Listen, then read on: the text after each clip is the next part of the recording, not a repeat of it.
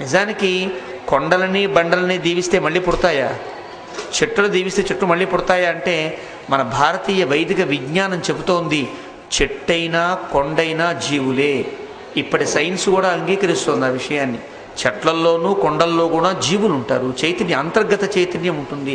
మనలాగా తిరిగేటువంటి బహిర్గత చైతన్యం లేకపోయినా వాడికి అంతర్గత చైతన్యం ఉంటుంది అని సైన్స్ కూడా నిరూపిస్తోంది.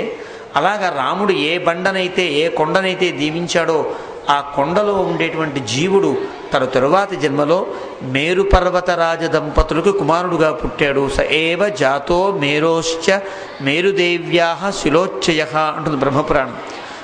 ఆ జీవుడే తర్వాత మేరు పర్వతరాజ దంపతులు కుమారుడుగా పుట్టాడు. నిజానికి మేరు పర్వతరాజు చాలా గొప్ప వ్యక్తి. అన్ని పర్వతాల కంటే గొప్ప పర్వతం మేరు పర్వతం. దానికి అధిష్టాత మేరువు అనేటువంటి గొప్ప రాజు.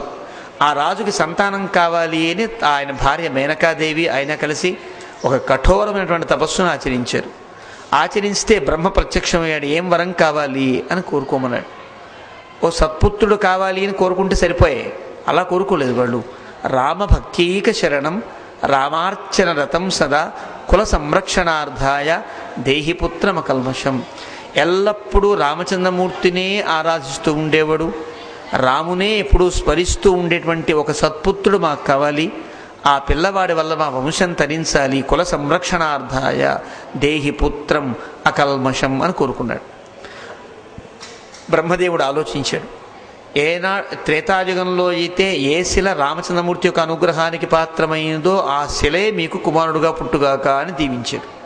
అలా రామభద్రుని యొక్క అనుగ్రహాన్ని పొందినటువంటి శిల తరువాతి జన్మలో మేరు పర్వతరాజ దంపతులు కుమారుడుగా పుట్టాడు. రామభద్రుని యొక్క అనుగ్రహంలో పుట్టడం వల్ల ఆ పిల్లవాడికి భద్రుడు అని పేరు పెట్టారు. భద్రుడు అంటే లోకమునకు మంగళాన్ని సమకూర్చేవాడు అని అర్థం. ఆ పిల్లవాడు కూడా చిన్నప్పటి నుంచి ఒక మునిలాగా ఒక ఋషిలాగా, ప్రహ్లాదుడు ఏ విధంగా అయితే ఆటపాటలు మాని హరిధ్యానంలో గడుపుతూ ఉండేవాడో ఈ పిల్లవాడు కూడా చిన్నప్పటి నుంచి ఏదో ఒక ధ్యానంలో భగవద్ధ్యానంలో గడుపుతూ ఉండేవాడు. ఎంత భగవద్ధ్యానంలో గడుపుతున్నా మంచిదే అయినా తల్లిదండ్రులకి అల్లరి చేస్తూ ఉంటేనో ఆటలాడుతూ ఉంటేనో ఇష్టం తప్ప పిల్లవాడు ఒక మహర్షిలా కూర్చుంటే ఏమి ఇష్టం ఉంటుంది? వాళ్ళు బాధపడడం ప్రారంభించారు.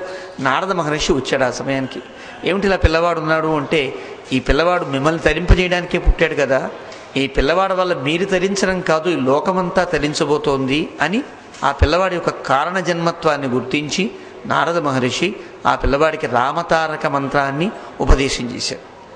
రామతారక మంత్రాన్ని ఉపదేశం చేసి పొందినటువంటి ఆ భద్రుడు అనేటువంటి ఆ పిల్లవాడు ఏ విధంగా అయితే చిన్నప్పుడే ధ్రువుడు తపస్సును ప్రారంభించి స్వామి యొక్క సాక్షాత్కారాన్ని పొందాడో అదేవిధంగా నారద మహర్షి యొక్క ఆదేశాన్ని తల్లిదండ్రుల యొక్క అనుమతిని తీసుకుని ఏ ప్రాంతంలో రాముడు తన మీద కూర్చుని తను అనుగ్రహించాడో అదే ప్రాంతంలో తపస్సు చేయాలి అని ఈ దండకారణ్య ప్రాంతానికి మనం ఇప్పుడు కూర్చున్న ఈ ప్రదేశానికి వచ్చి ఇక్కడ గొప్ప తపస్సులు ఆచరించాడు ఆయన.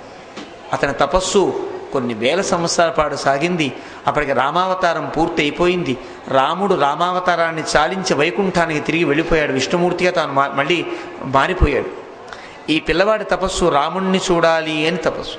నిజానికి పిల్లవాడి తపస్సు పిల్లవాడి పట్టుదల ఎలా ఉంటుంది అంటే అది ఏది కోరుకుంటే అది అయ్యి తీరాలి. పట్టుదల అంత గొప్పగా ఉంటుంది పిల్లవాడికి కదా. మనకంటే పట్టుదలలో యోగ్య ఆలోచించి సడలతా మిమ్మల్ని పిల్లలకి ఏది కావాలంటారో అది పట్టి సాధించేదాకా వారు ఊరుకోరే.